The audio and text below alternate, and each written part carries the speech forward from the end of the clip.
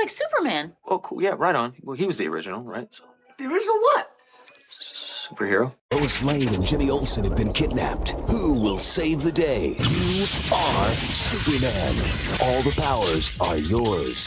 Flight, heat vision, super speed, super strength, freezing breath, and X-ray vision. Buy early and receive a DC Comics Collector's Edition Superman comic book. Superman, the new Adventures video. Hi, welcome back to Did They Game It?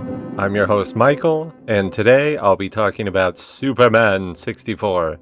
Actually, it's just called Superman, and it's on the Nintendo 64, and I'll be talking about Superman the Animated Series, the show that it's based off of. I'd like to start this episode off a little different, if I may, by reading a passage from a journal I just happened to stumble upon. This seems very poignant right now. A boy beat this game once, forced to play again and again until he triumphed, or at least until he had enough allowance saved up to purchase a new game. Years later, that boy returned as a man. The years had dulled the gleam in his eyes and captured a little hope from his heart, but he was there to prove that the fiery determination he had as a boy could not be extinguished. The game was perched atop the rest as if it had been waiting for him to return after all these years. He was there to prove that he wasn't just a man. He was a Superman. Wow. Powerful words. Whoever wrote this, they have quite a way of expressing themselves that I think we could all learn from, and maybe we could use this in our daily lives somewhere. I was the little boy. The little boy was me. I wrote this. Alright. Let me take you back to 1999, when Lou Vega's Mambo No. 5 was taking the world by storm, and any kid that had a holographic Charizard was king of the playground. Also, Superman for the Nintendo 64 was released. I've had this game in my collection for quite some time, but what I'm trying to ascertain is how long exactly I've had this game in my collection. Because we all know this is a bad game and a disappointing game. But if I can show when I purchased it from Blockbuster for $15, I can really show how much of a disappointment this game was. But you're going to have to follow me because the way I'm trying to figure it out is a bit, it's going to take a little bit. So, I was playing this game when one of the Pokemon movies came out. Whether it was Pokemon the first movie that came out November 10th, 1999. I skipped school that day. They handed out promotional Pokemon cards. I got a Dragonite that said Kids WB in the corner. Not important, but I still have it. Or was I playing it while Pokemon 2000 came out? July 21st, 2000. They gave out the Mew collectible card with that one. I also ditched school. One of the hard things about this is I was either playing Resident Evil 2 on the Nintendo 64 or Superman 64. I was playing those games when these movies came out. I just can't remember which one it came out with. Now, since Superman came out on the Nintendo 64 May 31st, 1999, it would have only been out for 5 months max if I was playing that when I saw Pokemon the first movie that was released November 10th, 1999. Now, I had to look because Resident Evil 2 was released October 31st, 1999. And back then, I was never able to get new release games as a kid. So it would have only been 10 days before the first Pokemon movie came out. And I don't think I would have had it. But there is a caveat to that. I was hurt when that game came out. How did I get hurt? Somebody had left a pitchfork-like tool in the backyard face up. Now let's talk about that tool. This tool is like a pitchfork except the forks go at a 90-degree angle. So if it's flat on its back, the forks are sitting straight up. Now, me and this tool have a history. I stepped on it once before when I was like 4 years old, and then I stepped on it again this time. And it almost went all the way through my foot. You could see it slightly poking out face side of my foot. And I remember my dad had to pull it open and he poured peroxide in there and he put his pinky in to get out all the dirt and stuff. So, not fun. So there is a chance that I got that game right away. So I could have been playing that when Pokemon the first movie came out. Oh, also, later on, I almost got stabbed in the face with that pitchfork in the garage. It was like a Final Destination thing, where something fell over, hit into something else, and then hit that pitchfork while I was at the freezer, and it came and stopped like 3 inches in front of my face. Why do we still have that? Actually, I think my mom ended up destroying it because she saw that it was a tool of evil. If I was playing that game when the first Pokemon movie came out, I would have had to have gotten Superman about 5 months or less after it was released for $15, which shows that's crazy to get a $50 game for 15 bucks only a few months after release. Now, if I was playing it when Pokemon 2000 came out, then it would have been 14 months later about. So if that's the case, not terrible. The only way I could really find this out, I guess, is to call the friend that ditched with me in elementary school, which I haven't talked to in 16 years, and ask him, what game was I playing November 10th, 1999? But I don't think I should do that. Maybe. Well, now that we've gained no definitive answers from that story, let's talk about the game itself. The game was produced by our friends at Titus. You might remember them as the company that produced Blues Brothers 2000 on the Nintendo 64. So they were just churning out the classics. When the Superman animated series was being put into production, Titus had called up Warner Brothers and asked them if they could buy the rights to produce a Superman video game. And Warner Brothers was asking them if they really wanted to purchase it and do this.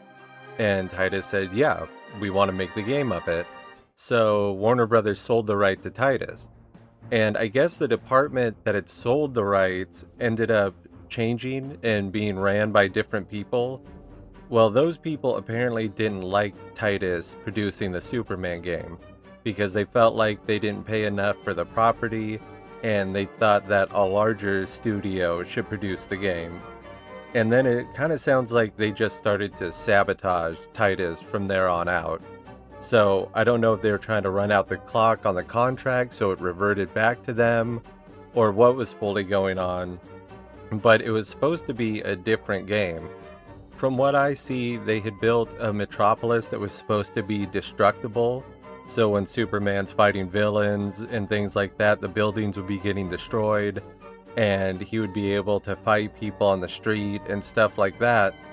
Well, I guess Warner Brothers didn't like that because they came in and were saying that, well, we don't want Superman destroying buildings and Superman can't be punching people. I read that they were about halfway done with this version before they had to shift over to the version that we got, where everything is set in a virtual reality metropolis. And it's no longer an open world. Now you just go around and do these little missions, and instead of fighting regular people, you fight shadow people. Also, it looks like Titus had to call Warner Brothers and get everything approved, and Warner Brothers would purposely wait to get back to him. And I don't know if this is just a made-up example or if this is real, but they talked about having to get it approved that Superman could go underwater because they were saying that it wouldn't make sense for Superman to be underwater, so they had to cite comic book examples to show that he breathes underwater and he'll be fine. With all these delays, the game came out late, and they weren't able to test it properly and get out all the bugs and glitches that you see in the game. And there are a lot of them. Also, there was a PlayStation version that was 90% done that Warner Brothers pulled the plug on. And from what I heard, it was supposed to be a much better version than the Nintendo 64 version. And after you play it, that's not hard to believe. I totally believe it had to have been a better version. I don't think it could have been worse. So let's talk about gameplay and the story. First off, the controls are weird. As soon as I started, I had a hard time with the controls, and I had to do practice mode to get used to flying and fighting as much as you can with this game. And honestly, I remember the rings. Of course, I remember all the ring levels because that's what anybody remembers. Whenever you bring up this game, the first thing people say is, "Oh, is that the one with all the rings?" Yeah, it's the one with all the rings. What I forgot was how many ring levels there were in this game.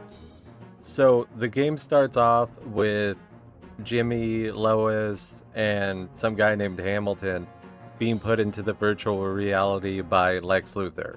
So naturally, Superman has to go in there and save them. How does he save them? By flying through rings. And he starts off by saying there's no time to waste. And then, yes, there is, Superman. There's plenty of time to waste. Why else would you be flying through rings?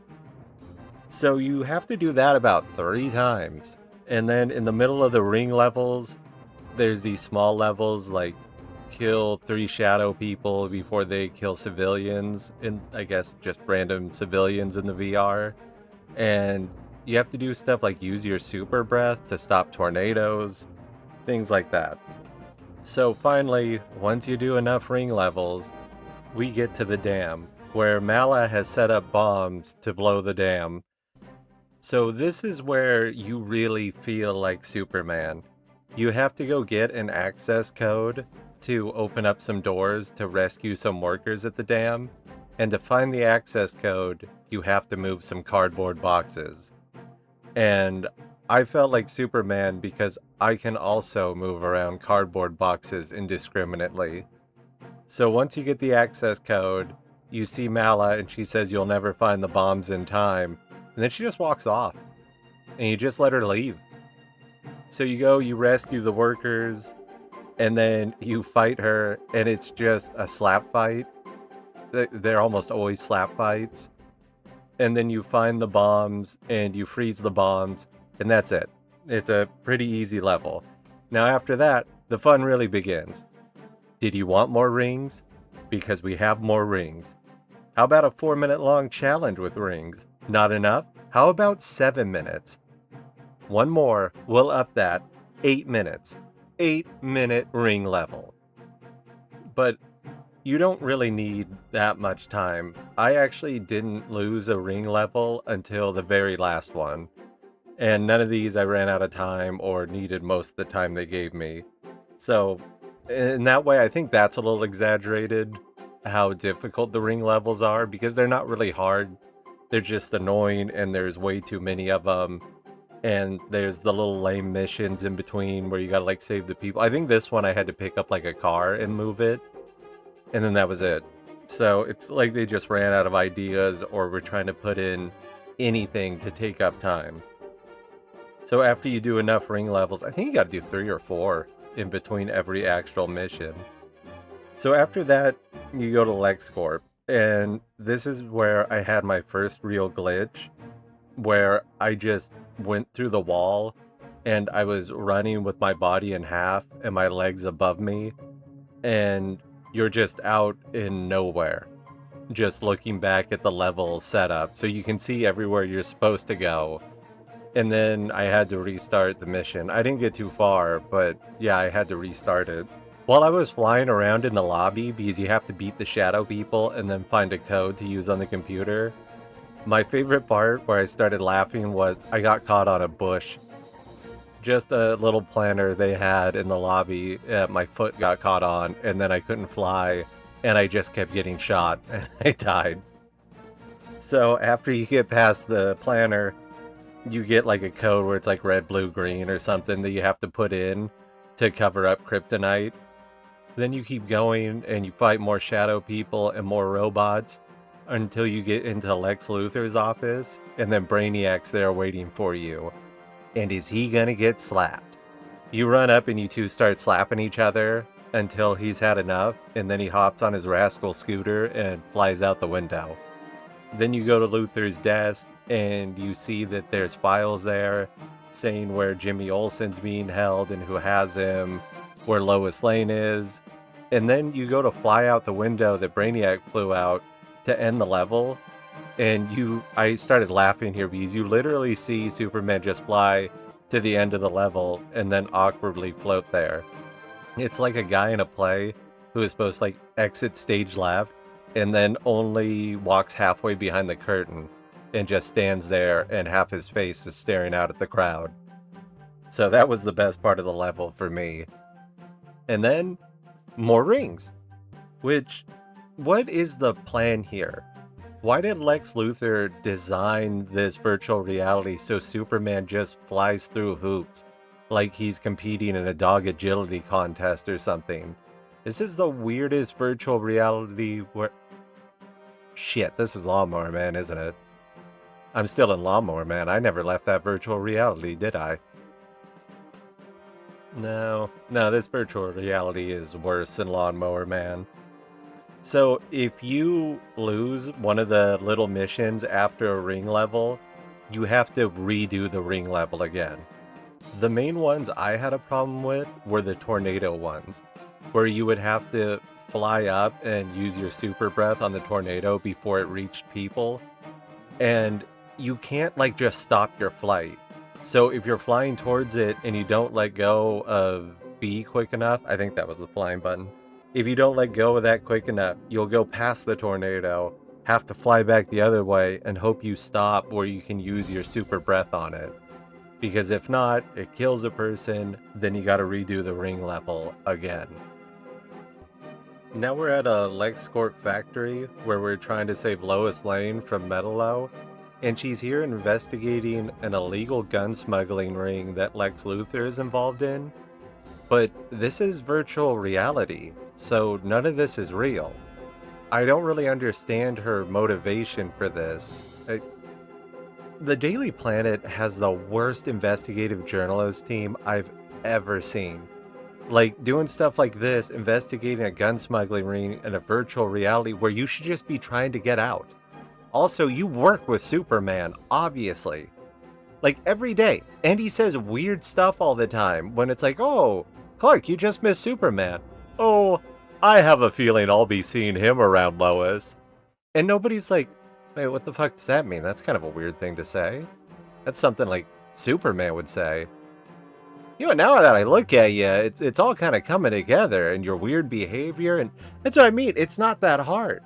Like, anybody would pick up on the, whatever. Everybody knows this. It's all been talked about a lot. Worst team. So you release Lois from where she's being held, and then she tells you that she's going to investigate this virtual reality gun smuggling ring, which seems pointless since it's not real. She's immediately captured and screams, "It's a trap." No shit, Lois. They weren't just going to let you wander around a criminal enterprise like that. So you have to rescue her again, but you need a key card. And you know where you find a key card? That's right, you move cardboard boxes, which is... I'm Superman. I can do that.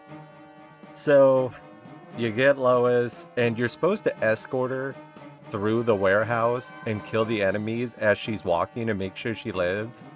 But where you rescue her from, you can just walk into her and get her to walk into like the awning of a door. So she can't get past the door frame. And then I just flew around and killed all the enemies that were going to be in front of her as she was walking, and circled back and then just nudged her again out of the way of the door frame. So she just walked through clear. Until I got to Metallo. That's the main bad guy in this one. And yeah, I just beat the shit out of him in a corner. Like, he was supposed to come out, and I don't think he did in time, or maybe it was because I was too far ahead because of what I did earlier with killing everybody before Lois got there. And yeah, I just slapped the hell out of him, and that was it. Superman wins. Guess what we're on to next? That's right, more rings. And after we go through all the ring levels again, we get to a parking garage where we need to save Jimmy Olsen. And this is probably the worst level just by design, because it's a maze, and then you finally find Jimmy, and then you got to go find another key card or whatever, and Lex Luthor dropped it under his car. So you got to go find his car and punch it and pick up the key card. But before all that, like, the maze part of it is just terrible. Like, you have no idea where you're at trying to find stuff. But finally, once you find that, you release Jimmy from the robots that are guarding him. Then he tells you that there's a bomb in the building and that they're all counting on you like Leslie Nielsen in Airplane. I just want to tell you both, good luck. We're all counting on you. And he just runs off. Also, what a little shit. I just realized that he also is a journalist and stuff and didn't give you information like what level Lex Luthor's car is on. Because there's 1, 2, 3 different levels. Maybe some of that information would help me out. So anyway, after that, he doesn't tell you where the bomb is either. Maybe he doesn't know that, but I don't think Jimmy knows shit. So you find the bomb and you find kryptonite there, and you use freezer breath on the bomb and the kryptonite to protect yourself. And then, oh, guess who's right outside the door after you do that? Jimmy. To tell you that Darkseid is there, and he's really mad, and he's not going to let this go. So here you go. This is supposed to be a really good fight, because from what I know in the comics and the cartoon show, Darkseid's a real cosmic threat. And they want you to beat him up and take him to the police at the beginning of the level. So I just fly up to Darkseid accidentally, and I kept flying, and I just picked him up. I didn't fight him, I just picked him up and then started taking him to the police. But I think this broke the game because I dropped him and went to pick him up again, and then I just died. And I had half my life left and just died. So I kept doing this, and I would pick him up and then drop him. And finally, because you get lost trying to get back to the police, and you keep getting killed because more enemies show up as you're trying to take him to the police, which I don't know how they're going to handle a cosmic threat anyway, like just put him in a cell. But I started to run, or fly, pick up Darkseid, drop him, wait for him to get up, and then just blast the hell out of him with my laser eyes from a distance. He died, then I pick him up, and then I flew him to the police. This level just was a maze, and it took forever. This was the longest part of the game for me. And it was the easiest villain fight. I didn't even have to fight him. I just picked him up right away when you fly into him. It is crazy. I was thinking about the extra villains or shadow people you have to fight in this level. And I mentioned Lou Bega earlier in Mambo number 5. When you kill them, they make that like Lou Bega yell in Mambo number 5. So that came full circle. Now, more rings. And then you do a lot of tornado levels in this one. It was like they just didn't care at this point, because I think you do 3, and then there's just one random one where you pick up a car. So I think at this point they were just starting to kind of give up on the whole game. After that, you go to Star Labs to face Parasite and save Hamilton. And this one is just kind of repetitive, where you have to get... First off, like, Parasite's just talking to you, and you don't start fighting him or anything. You just jog off and leave him. And you go to get Hamilton. Hamilton says you got to put in a code back where you came from. You go do that. You fly back to Hamilton. He tells you to trap Parasite. And you have to go underwater and get a key card thing. And that's where you fight the crab people. So finally you get kind of a different element to the game, a different thing to fight. But the crab people are just funny to fight. Oh, note. You have to talk to Hamilton before you try to go underwater to the door. Because when I went underwater without talking to Hamilton, the game glitched and you couldn't go any further. So there was nothing to do but restart the level. And then after that, you're supposed to trap Parasite in this dome thing. And I went to fight a robot and I glitched through the floor and was just shot. Like, I couldn't even see myself and I was shot to death. Let's see, where did I glitch to? This level, I had a lot of glitches. And you realize that this game just becomes trial and error on what not to do. So you lose the mission. Like, don't pick up the robot at this point or you'll glitch to the ground. Don't do this or you'll glitch through the wall. So this level wasn't really hard. It was just a lot of backtracking and a lot of glitching out. So, oh hey, more rings. And then you get to a subway level, and the subway level is super easy. You just fly back and forth while Lex blows up the tunnel at the end, then the tunnel at the start.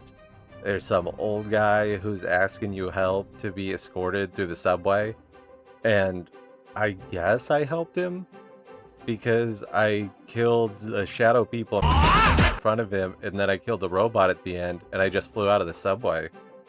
And that was it. I glitched in that one too quite a few times, I wrote down. But that level's so short, I guess it didn't bother me that much right there. So if you're not playing the hardest level, this is where the game would end. But since we're playing the hardest level, trying to get the real ending, you guessed it. Like a woman whose boyfriend is about to be shipped off overseas, you're getting a ring. More ring levels. This is the one where I lost because you had to pick multiple choice, like where to go, and then sometimes you would go one way and it would just end and it would say Lex wins. So that was just trial and error to finally get to Brainiac's ship. And when you get there, you're fighting a lot of crab people. And it just looks like a bowling alley fight. Like the crab comes up, puffed up, and it shoves you, and then you just start swinging wildly, and the crab starts swinging wildly. And the only thing missing is a little kid's birthday party in the background. So you fight a bunch of crab people, and you're trying to collect 12 pieces of this machine to get through the level. And once you get them all together, you go and you start them up in a computer, and then you get transported to these machines where you have to jump through them to get them to equal 2000. So like you might start with 2200 and you have to take away 200 from that to get to 2000, or you'll start with like 1800, but you don't know how much the machines will take away. So my strategy was I would just go diagonally across the room to the machine that's there, and it seemed like it worked most of the time. But this is where the level kept glitching out for me, because when you get transported, there'd be crap people there, and I got hit once and died. And that happened a couple times, and then I came in and decided to move from a distance, and I lasered and killed them, and then they show back up and they hit you and you don't die once.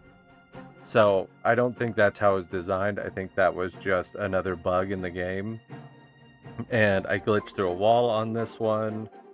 I just have a list here of all of the glitches. One of the glitches was after you have everything equal 2000, you're supposed to save Lois and Jimmy by blowing freezer breath on them and putting them, I guess, in an ice barrier and moving them to a different room. And when I did it one time with Jimmy, I got him to the other room. He's like, "That was cold, but thanks for getting me to safety, Superman." And then he walked back into danger.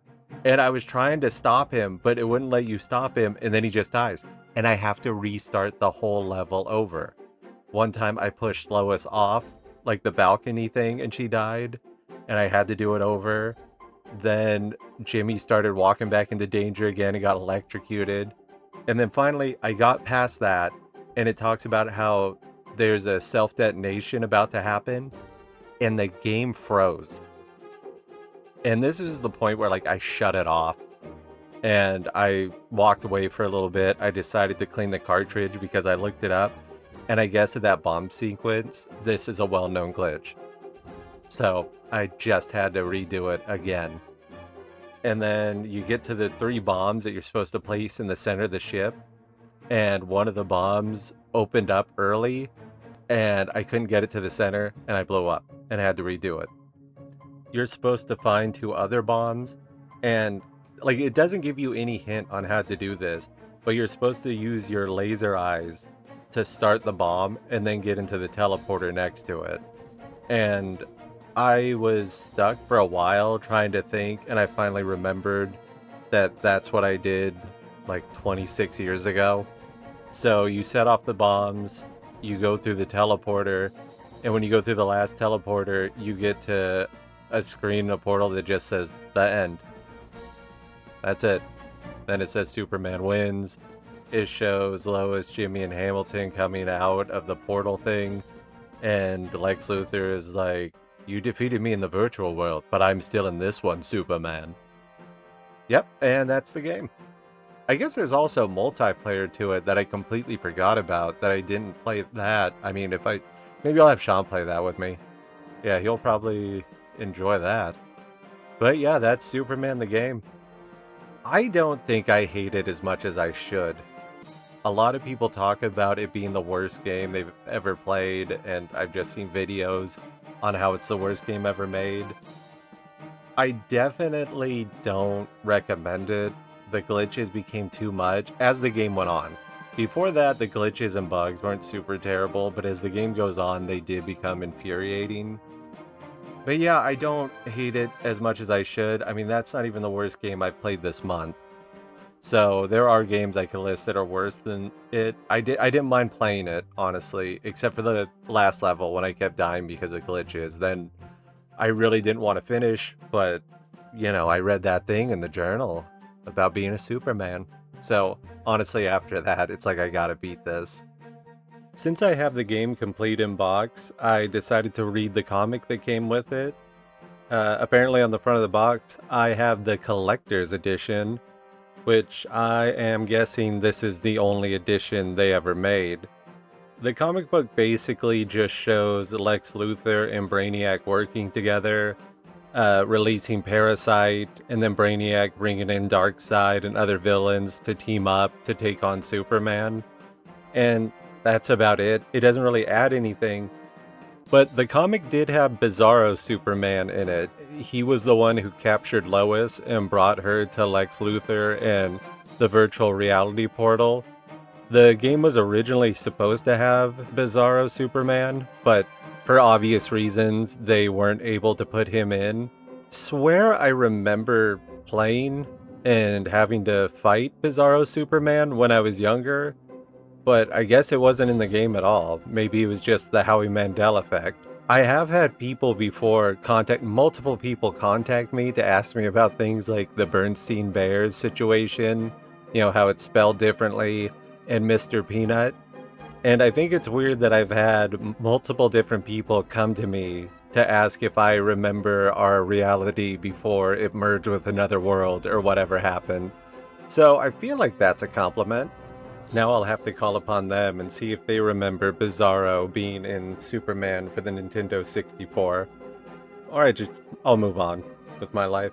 Well, since I have the box, I guess I'll read the back of it in a comical 1930s voice, since that's when Superman came out. Superman, the new Superman Adventures. Lois Lane and Jimmy Olsen have disappeared.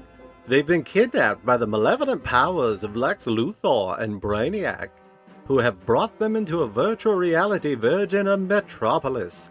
Superman must come to the rescue. The Man of Steel must work through the virtual dimensions and find a way to conquer the evil masterminds that created it. Explore the incredible powers of Superman firsthand as you battle to rescue Lois Lane from the clutches of Metalo. Then, attempt to free Jimmy Olsen from the steel grip of Darkseid. Race into outer space to face Brainiac's evil alien technology. Above all else, destroy Luthor's deadly dream of a virtual reality metropolis. You control the powers. You are Superman. All the superpowers: fight, heat vision, freezing breath, super strength, and X-ray vision.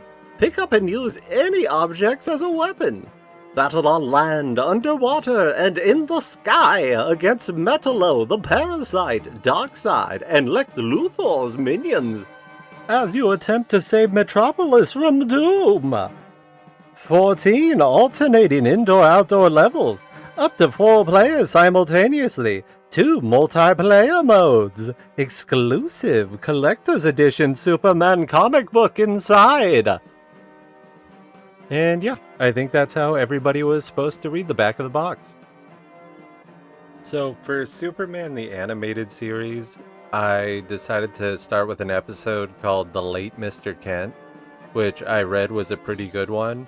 And I was pleasantly surprised by the animated series. I never watched it as a kid. I remember it being on, but I never really cared for Superman when I was younger. And I was a Spider-Man boy. Like, I would always watch the Spider-Man animated series, and then if I'd see Superman on, it was like, no. So, I started with the late Mr. Kent, and really good episode. It starts off with the Warner Brothers logo, with Bugs Bunny chewing the carrot next to it, and the little theme. That's nostalgia right there. Like, that really took me back. So the episode starts with Clark interviewing a guy on death row who's telling him that he's innocent. And with his superpowers, he's listening to his heart rate and can tell that he's telling the truth. So he goes to the police station and gets the files on the case and goes back to the Daily Planet and starts looking into it. And then he gets hungry. Not that he needs to eat, out of habit, and goes to eat a slice of pizza. And then it clicks that the guy said he ordered a pizza the night he did the murder at the same time. So he goes to the pizza place, he gets a floppy disk, and looks on it at the records and realizes that, yeah, he did get the pizza right when the murder was happening. So he goes to take this evidence to the governor to get the guy a pardon, and then his car blows up on the way there. And people see him go into the river and the car exploding, so Clark Kent's dead. He can't pop up as Superman. Then he has to try to figure out a way to get this guy's name cleared, and also figure out a way to have Clark Kent still live. He talks about how he needs Clark Kent or he'll lose his mind. He can't be Superman 24/7. And as this show goes on, the way he has to save Lois constantly, it's like, yeah, I would lose my shit too. Because he goes to his house and somebody had already ransacked the place and stole whatever other evidence could have been there that cleared the guy. And they set a bomb. He has to save Lois. And then he sees in the crowd the inspector that gave him the evidence, so he knows he's in on it. And he uses Lois to go talk to the guy, and for some reason, she's trying to get him to confess in a stairwell, and Superman's outside listening, and then she gets pushed off the stairs, and he flies in and saves her. And I just thought that could have went terribly wrong. He could have just shot her. He's a detective. He has a gun. She could have smashed her head on the way down. It's just, Lois is infuriating. So anyway, after that, they have enough evidence that he's the one who did it, and the dude gets into the police copter, and it has machine guns and missiles, and he's hitting Superman with the machine guns, and it's slowing him down, and then he hits him with a missile, and he goes flying into like a cave area and blows up, and he's like, haha. It's Superman.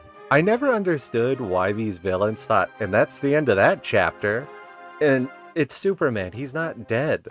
Like, he gets blown up all the time. So, Superman stops him and arrests him. He gets to return as Clark Kent because the guy on the boat that saw his car and him go into the ocean is legally blind. So basically they just play it that Clark got out of the water and he didn't see him. And he called Lana Lang to help him out. So she's his alibi that he's been with her the whole time, recuperating. But the end is why I miss older cartoons like this, because they show the inspector, now he's on death row, and they're taking him and they're putting him into the gas chamber, and he's sitting there and starts talking about how could he have survived that explosion? It doesn't make any sense. Then he says, he's Superman. And you see the executioner push the lever forward and the chamber fills up with gas. And that's how it ends. And it's like, I miss that in cartoons. The dude was a dickhead. He was gonna kill like 3 people. And yeah, he got what he deserved. And they showed that. Also, they showed that the innocent guy was about to get gassed too, but Superman busted in and did a spinny tornado thing and cleared it out. But yeah, they went for some realism in these cartoons. Realism in a Superman cartoon. But I watched some of the other ones too.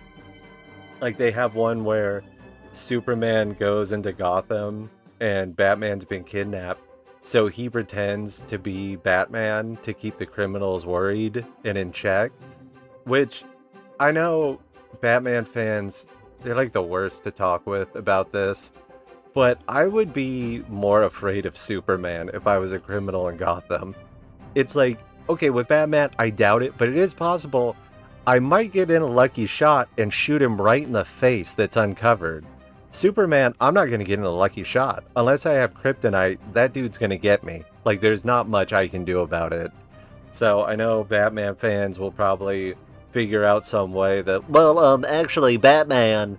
But come on. Realistically, I would be way more worried about Superman. But honestly, good show. I wish I would have watched it as a kid. I miss 90s where they would show somebody getting executed. It's a good lesson. Don't be a shithead and you won't get the gas chamber. Well, I guess that innocent guy almost got the gas chamber. It's not perfect. But who is? Even Superman has his flaws. Watch an episode where Lois died and then he became a dictator, basically. That was another episode I watched. So he's not perfect either, but close enough. So Superman on the Nintendo 64. Did they game it? Well, I can tell that it was based on Superman the Animated Series. They gamed it that much. Did I feel like Superman? No. Once I got caught on that bush and couldn't fly anymore, it didn't feel like Superman. So I'm gonna say they didn't game it, but I feel bad for Titus because they tried, and a lot of interference by Warner Brothers. I still probably enjoy the game more than I should. Man, what would I rank it? It's gonna be hard for me to put a number on it, so I'm just gonna grade it as Kryptonite. Do with that what you will. Well, that's it for this week. Join me next week when I review Murphy Brown on the Super Nintendo. Until then. Fights a never-ending battle for truth, justice, and the American way.